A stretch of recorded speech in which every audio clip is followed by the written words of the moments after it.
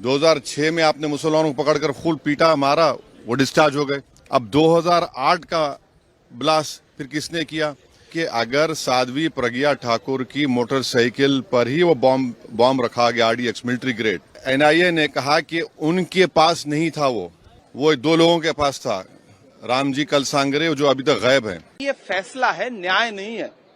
इतने लोग मारे गए, ब्लास्ट हुआ, निर्दोष लोग मारे गए।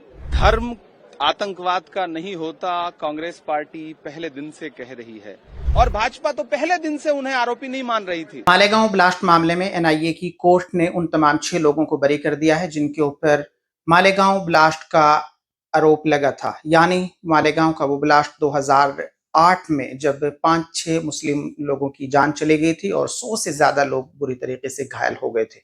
उनमें कर्नल पुरोहित समेत BJP की सांसद रही साध्वी प्रज्ञा भी शामिल थी, लेकिन आज NIA की कोर्ट ने उन तमाम लोगों को बरी कर दिया है। उनके बरी होने के बाद लोगों ने अपनी अपनी राय देनी शुरू कर दी है। असदुद्दीन ओवैसी ने भी पार्लियामेंट से निकलते हुए मीडिया से गुफ्तगू करते हुए कहा है कि अब देखना होगा कि क्या महाराष्ट्र सरकार इसी तेजी के साथ, जिस तेजी के साथ पिछले दिनों जब 17-18 साल बेकसूर जेल में रहने वाले 20 मुसलमानों के खिलाफ महाराष्ट्र सरकार फौरी तौर पे सुप्रीम कोर्ट गई थी, क्या अब भी महाराष्ट्र सरकार जो है इस फैसले के खिलाफ सुप्रीम कोर्ट जाएगी। वहीं दूसरी तरफ इमरान प्रतापगढ़ी ने कहा है कि फैसला आया है लेकिन इंसाफ नहीं हुआ है। आप असदुद्दीन ओवैसी और राज्यसभा सांसद कांग्रेस से इमरान प्रतापगढ़ी को सुन सकते हैं और उसके बाद कमेंट बॉक्स के जरिए से अपनी राय इसमें। 2006 में आपने मुसलमानों को पकड़कर फुल पीटा मारा, वो डिस्चार्ज हो गए।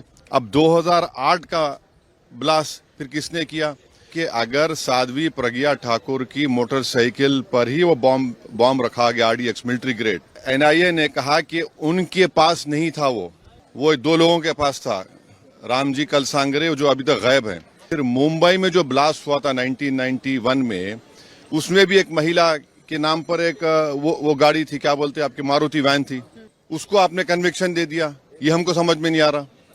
समझौता ब्लास्ट किसने किया नहीं मालूम, मक्का मस्जिद का ब्लास्ट किसने किया नहीं मालूम, मुंबई ट्रेन ब्लास्ट किसने किया नहीं मालूम, 2006 मालेगांव किसने किया नहीं मालूम, 2008 किसने किया नहीं मालूम। कौन है? अगर वाकई में जिन लोगों ने ये किया है वो तो खुले फिर रहे हैं। फिर आतंकवाद से मुकाबला करने का दोहरा रवैया नहीं हो सकता।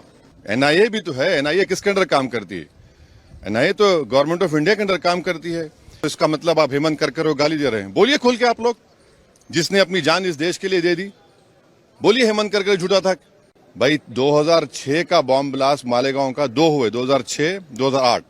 2006 में आपने मुसलमानों को पकड़कर फुल पीटा मारा, वो डिस्चार्ज हो गए। किसने किया वो? अब 2008 का ब्लास्ट फिर किसने किया?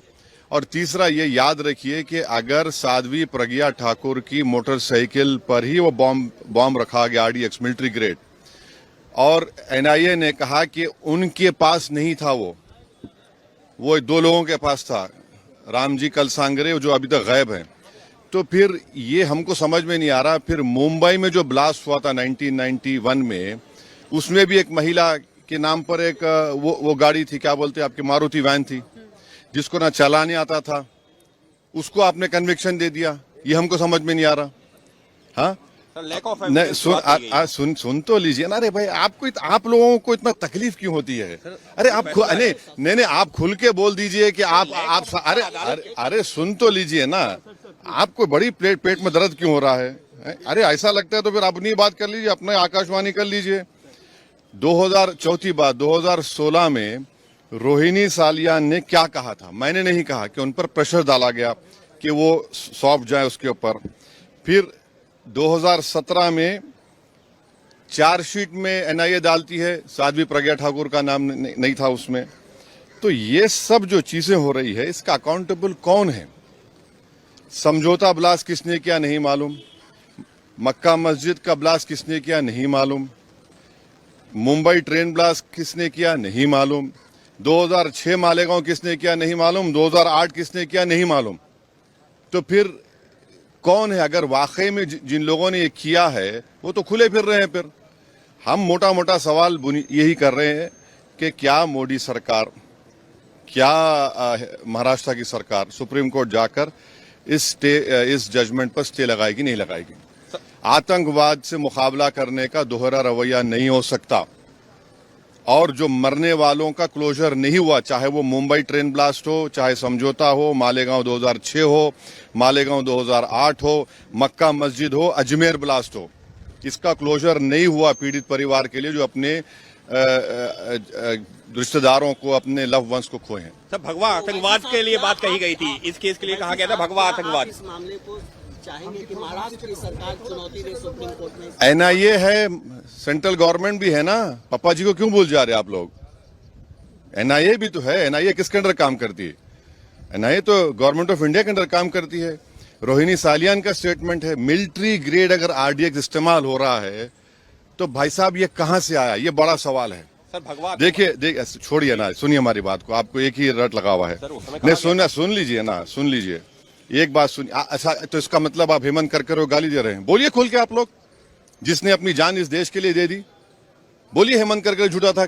अरे आप एक बात समझिए कि हमारी एनआईए एक प्रीमियर इन्वेस्टिगेटिव एजेंसी है, उनका अगर इस तरह का रवैया रहेगा तो इंटरनेशनल लेवल पे क्या असर पड़ेगा, इसको आपको जानना चाहिए। आपको जानना चाहिए in the context of Pulwama also, सब चीज आपको देखना पड़ेगा। ओवैसी साहब, लेकिन कल ही गृह मंत्री ने हाउस में साफ साफ कहा है कि कोई भी हिंदू आतंकवादी। हाँ, तो आप कह रहे हैं कि वो सुनकर जजमेंट आया? मैं नहीं कह रहा हूं, आप कह रहे हैं, वही कहना चाह रहे हैं कि आप नहीं आप नहीं। अरे छोड़िए ना, महात्मा गांधी को मारने वाला कौन था? चीनी था, है? राजीव गांधी को मारने वाला कौन था? इंदिरा गांधी को कुछ ने मारा? सब छोड़िए ना, आप लोग बहुत हम बोल सकते हैं। ये हम आपको कह रहे हैं कि क्या भारत सरकार, मोदी सरकार, क्या महाराष्ट्र की सरकार, वो जो लोग मरे हैं, चाहे वो ट्रेन ब्लास्ट में हो, आपने चले गए सुप्रीम कोर्ट जाकर रुका दिया आपने, इनका क्या करेंगे? मालेगांव 2006 किसने किया, 2008 किसने किया? देखिए, हम सच बात कह रहे थे, रहमत। ये फैसला है, न्याय नहीं है। इतने लोग मारे गए, ब्लास्ट हुआ, निर्दोष लोग मारे गए। धर्म आतंकवाद का नहीं होता, कांग्रेस पार्टी पहले दिन से कह रही है, और भाजपा तो पहले दिन से उन्हें आरोपी नहीं मान रही थी। इसीलिए माननीय बना करके उस आतंकी, इतनी जघन्य आरोपी को वो पार्लियामेंट ले आए थे, और जब काम निकल गया तो उनसे पीछा छुड़ा लिया। सबसे पहली बात तो ये जो शब्द है, धर्म आतंकवाद का नहीं होता, कांग्रेस पार्टी पहले दिन से कह रही है। ये जो शब्द गढ़ा गया, ये शब्द गढ़ा किसने? तत्कालीन गृह सचिव आरके सिंह ने। आरके सिंह को 10 साल मंत्री और सांसद बना करके भारतीय जनता पार्टी ने अपने साथ बिठा के रखा, एनडीए की गवर्नमेंट में रखा, मोदी जी की कैबिनेट का हिस्सा रखा। तो क्या ये उस शब्द को गढ़ने का रिवार्ड था भारतीय जनता पार्टी द्वारा? पहली बात। दूसरी महत्वपूर्ण बात यह कि यह फैसला है, न्याय नहीं है। इतने लोग मारे गए, ब्लास्ट हुआ, निर्दोष लोग मारे गए, और जिन्होंने पकड़ा महाराष्ट्र एटीएस के वो जांबाज, वो खुद इस देश के लिए अपनी जान कुर्बान कर गए मुंबई अटैक के दौरान। ऐसे में भारतीय जनता पार्टी द्वारा उठाया गया एक भी सवाल उनकी शहादत पर प्रश्न चिन्ह है। लोग मारे गए हैं, और भाजपा तो पहले दिन से उन्हें आरोपी नहीं मान रही थी। इसीलिए माननीय बना करके उस आतंकी, इतनी जघन्य आरोपी को वो पार्लियामेंट ले आए थे, और जब काम निकल गया तो उनसे पीछा छुड़ा लिया। तो ये भाजपा का चाल चरित्र और चेहरा यही है। एजेंसियों पे सवाल खड़ा करो, एजेंसियों को पीछे छोड़ के फिर पार्टी पे सवाल खड़ा करो, ये भाजपा की राजनीति है जो शर्मनाक है। लेकिन क्या लगता है आपको कि इसको, इस फैसले के खिलाफ आगे और ऊपरी अदालत में जाना चाहिए, और क्या इस फैसले को आप जो है मानते हैं कि तो क्या सरकार क्या इस मूड में है कि वो आगे नहीं जाएगी? क्या सरकार ये मानती है कि ब्लास्ट हुआ ही नहीं? क्या सरकार ये मानती है कि कोई आरोपी ही नहीं है? क्या सरकार का ये पक्ष है?